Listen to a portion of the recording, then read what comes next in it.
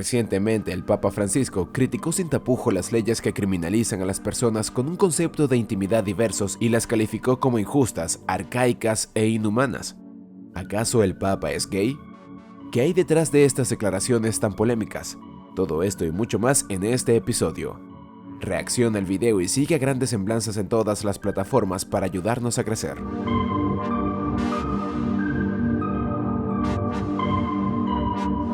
En concreto, el Papa dijo que Dios ama a todos sus hijos tal y como son, y pidió a los obispos católicos que apoyan esas leyes que acojan a las personas de intimidad divergente en la Iglesia. Cabe destacar que usaremos ese término durante todo el video con la intención de no herir los sentimientos de ninguna persona en la audiencia. También destacamos que cuando decimos homo, lo hacemos desde el respeto y con intención de mantener buenas relaciones con las plataformas donde se difunde nuestro contenido. También aclaramos que al decir homo intentamos incluir a todos los albores del arco iris que forman parte de esta comunidad. Ser homo no es un delito, fue lo que dijo Francisco durante una entrevista el martes con The Associated Press. El Papa Francisco reconoció que los obispos católicos en algunas partes del mundo apoyan las leyes que criminalizan ser de intimidad diversa o discriminan a la comunidad homo, y se refirió a esta naturaleza como un pecado. Sin embargo, atribuyó esas actitudes a contextos culturales y dijo que los obispos en particular también deben pasar por un proceso de cambio para reconocer la dignidad de todos. También el obispo tiene un proceso de conversión, dijo, añadiendo que debían mostrar ternura, por favor, ternura, como la tiene Dios con cada uno de nosotros.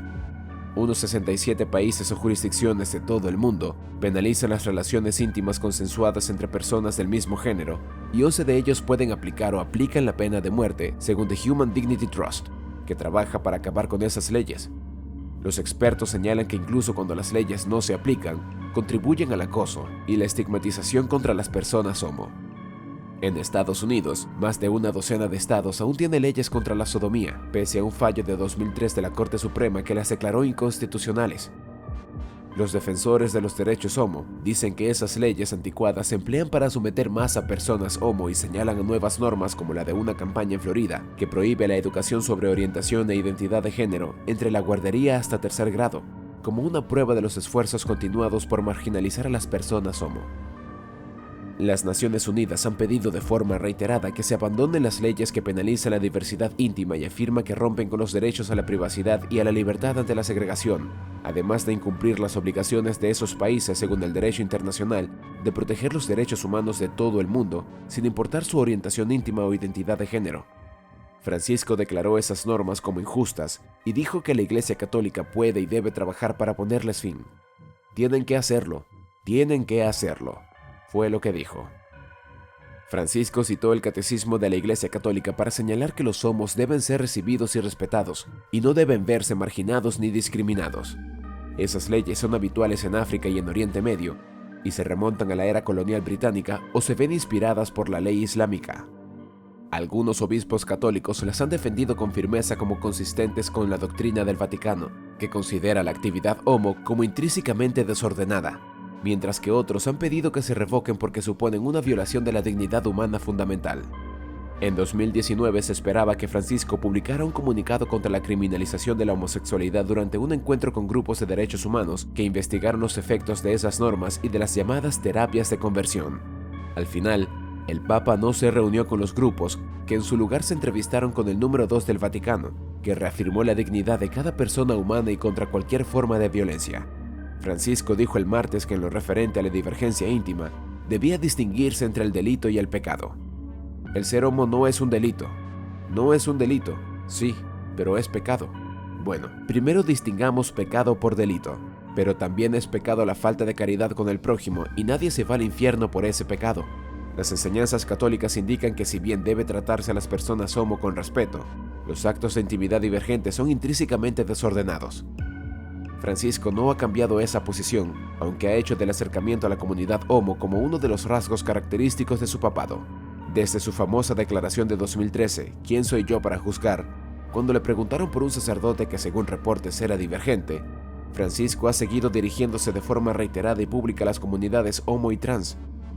Como arzobispo de Buenos Aires, se mostró a favor de ofrecer protecciones legales a las parejas del mismo sexo como alternativa a apoyar el matrimonio homo, algo que prohíbe la doctrina católica. Pese a ese acercamiento, Francisco fue criticado por la comunidad católica divergente por un decreto de 2021 de la Oficina de Doctrina del Vaticano sobre que la Iglesia no puede bendecir las uniones entre personas del mismo género porque Dios no puede bendecir el pecado. En 2008, el Vaticano declinó firmar una declaración de Naciones Unidas que pedía la despenalización de la diversidad íntima, quejándose de que el texto iba más allá del borrador original y también incluía fragmentos sobre orientación íntima e identidad de género que le parecían problemáticos. En un comunicado entonces, el Vaticano instó a los países a evitar la injusticia contra los homos y a poner fin a las sanciones en su contra. En la entrevista, el Papa también señaló que hay que caminar con paciencia en China y que ve el diálogo continuado con Beijing como la guía en sus esfuerzos para salvaguardar a sus fieles, que son una pequeña minoría en el país asiático. The Associated Press preguntó qué será lo próximo en los acercamientos diplomáticos entre Beijing y el Vaticano. «Vamos dando pasos», dijo Francisco. «Cada paso se mira con lupa. Lo principal», añadió, «es que no se rompa el diálogo. A veces son un poco cerrados, a veces no», señaló sobre las autoridades chinas. El Papa no respondió directamente a una pregunta sobre cómo afecta ese diálogo la relación del Vaticano con Taiwán. La Santa Sede es uno de los pocos estados que mantiene lazos formales con Taiwán en lugar de con China.